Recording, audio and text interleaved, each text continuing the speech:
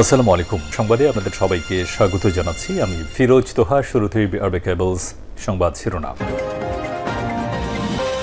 আন্তর্জাতিক বাংলা সংবাদে আপনাকে স্বাগত। শুরুতে সংবাদ শিরোনাম, এরপর বিস্তারিত। শুরুতেই জানাব, মার্চ ফর গাজা কর্মসূচি শুরু। ফিলিস্তিনের গাজায় ইসরায়েলি গণহত্যা বন্ধের দাবিতে মার্চ ফর গাজা কর্মসূচি শুরু হয়েছে। আজ বিকাল ৩টায় কর্মসূচি শুরু হয়েছে। এখানে আন্তর্জাতিক খ্যাতিসম্পন্ন বক্তা ডক্টর মিজানুর রহমান আজহারি এবং হাসনাত আবদুল্লাহ সহ অনেক ঊর্ধ্বতন ব্যক্তিবর্গরা উপস্থিত রয়েছেন। এরপর জানাবো, মার্চ ফর গাজায় অংশ নিতে যাওয়ার পথে ২ মাইক্রোবাসের সংঘর্ষ, আহত ১২। মার্চ ফর গাজা কর্মসূচিতে অংশ নিতে যাওয়ার সময় ২ মাইক্রোবাসের মুখোমুখি সংঘর্ষে অন্তত ১২ জন গুরুতর আহত হয়েছে। আজ ১২ April Tangail Dhanbari Baniabas bus stand এলাকায় এই ঘটনা ঘটে। এদিকে যুদ্ধবন্ধের দাবিতে ১,০০০ ইসরায়েলি বিমান সেনার চিঠি। ফিলিস্তিনে অবরুদ্ধ গাজায় আগ্রাসন অব্যাহত রেখেছে দখলদার ইসরায়েল বাহিনী। বিশ্বের দেশে দেশে এর প্রতিবাদে বিক্ষোভ ছড়িয়ে পড়েছে। বর্বর এবং আগ্রাসন বন্ধের জন্য দাবি উঠেছে বিশ্বজুড়ে। এবারে আগ্রাসন বন্ধের দাবি জানিয়েছে ইসরায়েলি সামরিক বাহিনীর সদস্যরা। এবারে জানাবো, হারেজ্জের প্রতিবেদন, ইসরায়েলের টানা আগ্রাসনেও অক্ষত হামাসের ৭৫% সুড়ঙ্গ। ইসরায়েলি সংবাদ মাধ্যম হারেজ্জে জানিয়েছে, অবরুদ্ধ ফিলিস্তিনি ভূখণ্ড গাজায় ইসরায়েলি ১.৫ বছরের আগ্রাসনের পরও মাটির নিচে তৈরি স্বাধীনতাকামী সংগঠন হামাসের ৭৫% সুড়ঙ্গ এখনও অক্ষত রয়েছে। এছাড়াও তাদের যুদ্ধে ১৫,০০০ সৈন্য নিহত হয়েছে। তারা আবার নিয়োগ দিয়ে তাদের এই সৈন্য সংখ্যা আগের মতো করে ফেলেছে। এদিকে ফিলিস্তিনিদের নিজ ভূমি থেকে উচ্ছেদের প্রস্তাব প্রত্যাখ্যান সৌদির। গাজা থেকে ফিলিস্তিনিদের উচ্ছেদের প্রস্তাব প্রত্যাখ্যান করেছে সৌদি আরব। দেশটির পররাষ্ট্রমন্ত্রী প্রিন্স ফয়সাল বিন ফারহান শুক্রবার এই তথ্য জানিয়েছেন। তিনি বলেছেন, গাজা উপত্যকা থেকে ফিলিস্তিনিদের জোরপূর্বক স্থানান্তর যে কোনো প্রচেষ্টাকে সৌদি আরব দৃঢ়ভাবে প্রত্যাখ্যান করে।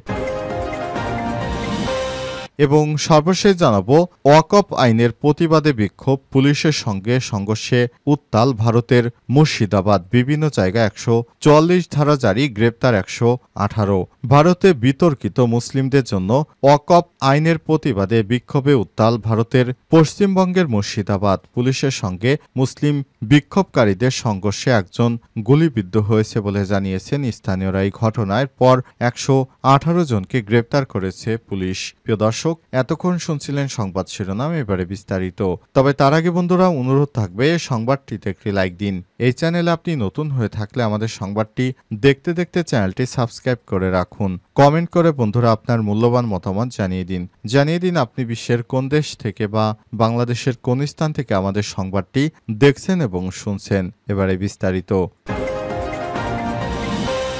মার্চ ফর গাজা কর্মসূচি শুরু। ফিলিস্তিনের গাজায় ইসরায়েলি গণহত্যা বন্ধের দাবিতে মার্চ ফর গাজা কর্মসূচি অনুষ্ঠান শুরু হয়েছে। শনিবার ১২ এপ্রিল বিকাল ৩টায় এই কর্মসূচি শুরু হয়। গাজায় চলমান ইসরায়েলি গণহত্যার প্রতিবাদে ফিলিস্তিনের নির্যাতিত জনগণের প্রতি বিশ্বব্যাপী সংহতি জোরদারের লক্ষ্যে এই মার্চ ফর গাজা কর্মসূচি অনুষ্ঠিত হচ্ছে। প্যালেস্টাইন সলিডারি মুভমেন্ট বাংলাদেশ নামের একটি প্ল্যাটফর্ম এই কর্মসূচির আয়োজন করেছে। এতে সভাপতি করছেন বায়তুল মোকাররম জাতীয় মসজিদের খতিব মাওলানা আব্দুল খালেক। আয়োজকরা জানান, এই কর্মসূচিতে যোগ দিয়েছেন আলোচিত ইসলামী বক্তা ডক্টর মিজানুর রহমান আজহারি, আস-সুন্নাহ ফাউন্ডেশনের চেয়ারম্যান শায়েখ আহমদুল্লাহ, বৈষম্য বিরোধী ছাত্র আন্দোলনের নেতাকর্মীরা। এছাড়াও সাধারণ মানুষের পাশাপাশি কর্মসূচিতে অংশ নিয়েছে বিএনপি, জামাত এবং জামাত ইসলাম সহ হেফাজত ইসলাম ও বিভিন্ন স্তরের নেতাকর্মীরা। এটি ঢাকার রাজপথে ফিলিস্তিনিদের পক্ষে সবচেয়ে বড় জনসমাবেশ হতে যাচ্ছে বলে প্রত্যাশা ব্যক্ত করেছে আয়োজক এবং সংশ্লিষ্টরা। মার্চ ফর গাজায় অংশ নিতে যাওয়ার পথে ২ মাইক্রোবাসের সংঘর্ষে আহত ১২। মার্চ ফর গাজা কর্মসূচিতে অংশ নিতে যাওয়ার পথে দুটি মাইক্রোবাসে সংঘর্ষের ঘটনা ঘটেছে। আহতরা হলেন জামালপুর ইসলামী আন্দোলন বাংলাদেশ মাদারগঞ্জ উপজেলা সভাপতি মাওলানা মোহাম্মদ শফিকুল ইসলাম, যুগ্ম সাধারণ সম্পাদক মাওলানা নুরুদ্দিন হাফেজ, মাওলানা ফরাদ হোসেন, মিনহাজুল ইসলাম, মাহমুদুর হাসান, মিস্টার হাফেজ মঞ্জুরুল ইসলাম, খুরশেদ আলম, হাফেজ ফেরদৌস জুবায়ের। জানাজায় আহতদের মধ্যে দুইজনকে ময়মনসিংহ মেডিকেল কলেজ হাসপাতালে ভর্তি করা হয়েছে। বাকি 10 জন জামালপুর হাসপাতালে চিকিৎসাধীন অবস্থায়। তারা সবাই জামালপুর জেলার মাদারগঞ্জ উপজেলা ইসলামী আন্দোলন বাংলাদেশের নেতাকর্মী।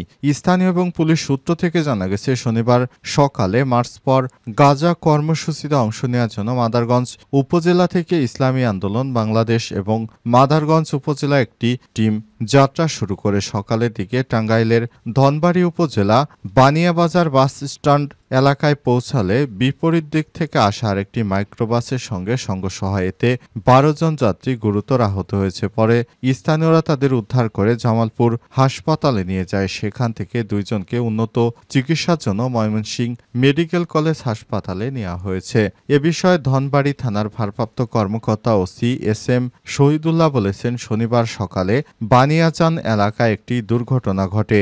জামালপুর এলাকা থেকে একটি মাইক্রোবাস ঢাকার উদ্দেশ্যে যাচ্ছিল, অপরদিকে আরেকটি মাইক্রোবাস জামালপুরের দিকে যাচ্ছিল। প্রতিমধ্যে বানিয়াজান এলাকায় পৌঁছালে দুটি মাইক্রোবাসের মুখোমুখি সংঘর্ষের ঘটনা ঘটে। পরে আহতদের উদ্ধার করে জামালপুর এবং ময়মনসিংহ নেওয়া হয়েছে। এ বিষয়ে আইনগত ব্যবস্থা প্রক্রিয়াধীন বলে জানান তিনি। যুদ্ধবন্ধের দাবিতে 1000 ইসরায়েলি বিমান সেনার চিঠি। ফিলিস্তিনের অবরুদ্ধ ভূখণ্ড গাজায় আগ্রাসন অব্যাহত রেখেছে দখলদার ইসরায়েলি বাহিনী। বিশ্বের দেশে দেশে এক প্রতিবাদে বিক্ষোভ ছড়িয়ে পড়েছে। বর্বর এই আগ্রাসন বন্ধের জন্য দাবি উঠেছে বিশ্বজুড়ে। এবার এই আগ্রাসন বন্ধের দাবি জানিয়েছে ইসরায়েলি সামরিক বাহিনী সদস্যরা। বৃহস্পতিবার ইসরায়েলি বিমান বাহিনীর বর্তমান ও সাবেক 1000 সদস্য এক খোলা চিঠিতে গাজা থেকে সকল জিম্মিকে উদ্ধার করে আনার দাবি করেছে। বিষয়ে যদি যুদ্ধ বন্ধ করতে হয় তার জন্য চিঠিতে আহ্বান জানান তারা। চিঠিতে বলা হয়েছে, বর্তমানে এই যুদ্ধে শুধু রাজনৈতিক ও ব্যক্তিগত স্বার্থের লক্ষ্যেই পূরণ করেছে, এর সঙ্গে কোনো নিরাপত্তার ব্যবস্থা জড়িত নেই। এতে আরও বলা হয়েছে, পূর্বের প্রমাণ অনুযায়ী কেবল চুক্তির মাধ্যমে জিম্মিদের নিরাপত্তা ফিরিয়ে আনা যেতে পারে। ইসরায়েলি প্রতিরক্ষা বাহিনী আইডিএফ এর সাবেক প্রধান লেফটেন্যান্ট জেনারেল দান হলুজ্জ এই চিঠিতে স্বাক্ষর করেছেন। ইসরায়েলি প্রধানমন্ত্রী বেঞ্জামিন নেতানিয়াহু এই চিঠির নিন্দা জানিয়েছেন। তিনি এক বিবৃতিতে জানিয়েছেন, এর মাধ্যমে ইসরায়েলি সমাজের মধ্যে বিভক্তির চেষ্টা করা হচ্ছে। চিঠিতে স্বাক্ষরকারী সরকার পতনের ষড়যন্ত্রে যুক্ত বলে অভিযোগ করেছেন নেতানিয়াহু। এদিকে ইসরায়েলি প্রতিরক্ষা মন্ত্রী ইসরায়েল কার্টোস জানিয়েছে, এই চিঠির মাধ্যমে গাজায় যুদ্ধের বৈধতা অবমূল্যায়ন করা হয়েছে। সেনাবাহিনী এবং বিমান বাহিনী প্রধানদের প্রতি এই পরিস্থিতি যথাযথ উপায়ে নিয়ন্ত্রণের আহ্বান জানান তিনি। ইসরায়েলি বিমান বাহিনী সেনাদের সঙ্গে একত্রতা প্রকাশ করে গোয়েন্দা বিভাগে শত শত সদস্য এক খোলা চিঠি দিয়েছেন। চিঠিতে তারা বলেছেন, এই যুদ্ধে নিরাপত্তা নয়, রাজনৈতিক ও ব্যক্তি স্বার্থেই পরিচালিত হচ্ছে। এরই মধ্যে ইসরায়েলি নৌবাহিনীর 150 জন কর্মকর্তা একই রকম খোলা চিঠিতে গাজায় যুদ্ধ বন্ধের জন্য নেতানিয়াহু সরকারের প্রতি আহ্বান জানান। ইসরায়েলের সামরিক বাহিনীর সদস্য ছাড়াও বেসামরিক নাগরিকরাও নেতানিয়াহু সরকারকে যুদ্ধবন্ধ করার জন্য খোলা চিঠি। এরই মধ্যে ইসরায়েলি উচ্চশিক্ষা প্রতিষ্ঠানে 2000 শিক্ষক, সামরিক বাহিনীর 100 চিকিৎসক যুদ্ধবন্ধের জন্য খোলা চিঠি দিয়েছেন। যুদ্ধবন্ধের এই দাবির মধ্যেই গাজায় বর্বর আক্রমণ চালিয়ে আসছে দখলদার ইসরায়েলি বাহিনী। হারেজের প্রতিবেদন, ইসরায়েলের টানা আগ্রাসনে অক্ষত হামাসের 75% সুড়ঙ্গ। ইসরায়েলি সংবাদ মাধ্যম হারেজে জানিয়েছে, অবরুদ্ধ ফিলিস্তিনি ভূখণ্ডে গাজায় ইসরায়েলের 1.5 বছরের আগ্রাসনের পরেও মাটির নিচে তৈরি স্বাধীনতাকামী সংগঠন হামাসের 75% সুড়ঙ্গ এখনও অক্ষত রয়েছে। রাত দিন অবিরাম বোমা হামলা চালালেও গাজায় মাত্র 75% সুড়ঙ্গ ধ্বংস করা হয়েছে। বৃহস্পতিবার প্রকাশিত এক প্রতিবেদনে ইসরায়েলি সামরিক কর্মকর্তা কর্মকর্তাদের বরাত দিয়ে তথ্য জানায় হ্যারেজ্জে। ইসরায়েলি সামরিক কর্মকর্তারা জানান, গাজায় মাটির নিচে তৈরি বিশাল সুড়ঙ্গের বেশিরভাগই অক্ষত রাখতে পেরেছে হামাস। ইসরায়েল মাত্র 25% সুড়ঙ্গ ধ্বংস করতে পেরেছে। এই প্রতিবেদনে বলা হয়েছে, 18 মাস যুদ্ধের পরেও এখনও হামাসের সামরিক শাখা ইজুদ্দিন আল কাসাম ব্রিগেড অস্ত্র ও মিসাইল তৈরিতে সক্ষম রয়েছে। ইসরায়েলি সামরিক কর্মকর্তাদের বিশ্লেষণ অনুযায়ী বর্তমান গাজায় আল কাসেম ব্রিগেডের অধীনে অন্তত 40,000 যোদ্ধা রয়েছে। 2023 সালে 7 অক্টোবর অভিযানের আগে এ সংখ্যা ছিল 20 থেকে 30,000-এর মতো। আমেরিকার গোয়েন্দা সূত্র মতে, চলতি বছরের শুরুতে প্রথমে যুদ্ধবিরতির আগ পর্যন্ত ইসরায়েলি আগ্রাসনের হামাস এর অন্তত 15,000 যোদ্ধাকে হারায়। নতুন করে একই সংখ্যার যোদ্ধা অন্তর্ভুক্ত করতে সমর্থ হয়েছে স্বাধীনতাকামী সংগঠনটি। 15 মাস টানা আগ্রাসনের পর ইসরায়েলি বাহিনীর সঙ্গে গাজার স্বাধীনতাকামী সংগঠনগুলো 42 দিনের জন্য প্রথম ধাপে যুদ্ধবিরতি হয় চলতি বছরের 19 জানুয়ারি। এরপর দ্বিতীয় ধাপে যুদ্ধবিরতি শুরুর কথা থাকলেও ইসরায়েলি আলোচনায় অংশ না নিয়ে গত 18 মার্চ থেকে আবারও গাজা জুড়ে হামলা শুরু করে। 18 মাসের পুরো আগ্রাসনে গাজায় 50,000-এর বেশি ফিলিস্তিনি নিহত হয়েছে।